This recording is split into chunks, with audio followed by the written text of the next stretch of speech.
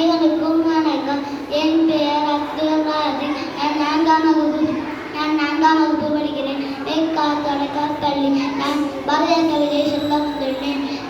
முண்டாசு கவிஞனே, முத்தமிழ் மைந்தனே, என் தாய்மொழி தமிழ் என்றால் அம்மொழியின் தலைவன் நீ அல்லவா? சிறப்பான செந்தமிழையும் வியப்பான வீரத்தையும் தமிழ் வரிகளுக்கு கொடுத்த பாரதியாரின் கவிதையை நான் சொல்ல வந்துள்ளேன்.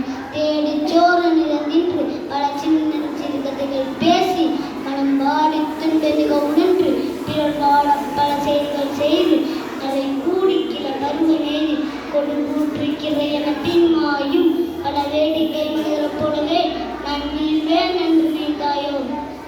இக்கவிதையின் பொருள், இந்த மனிதன் இருக்கான். இந்த மனிதன் தன்னோட வயிற்று பசிக்காக சோறை உண்டு வயிற்றை நிரப்பினான். பிறகு சுயநலமாக வாழ கற்றுக்கிறான்.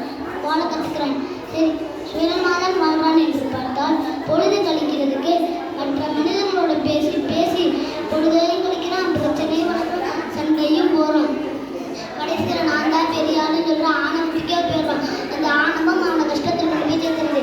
அந்த கஷ்டத்தில் சரியான காரணத்தை தேடாமல் அடுத்தவங்க மேலே பழி சுமத்துக்கிறான். சரி, யார் மேலே பழி சுமத்துக்கிறான் என்று பார்த்தால் முதல்ல விதியை சொல்கிறான், இரண்டாவது நண்பனை சொல்கிறான், பிறகு பகைவனை சொல்கிறான், கடைசி அந்த கடவுளையே சொல்கிறான்.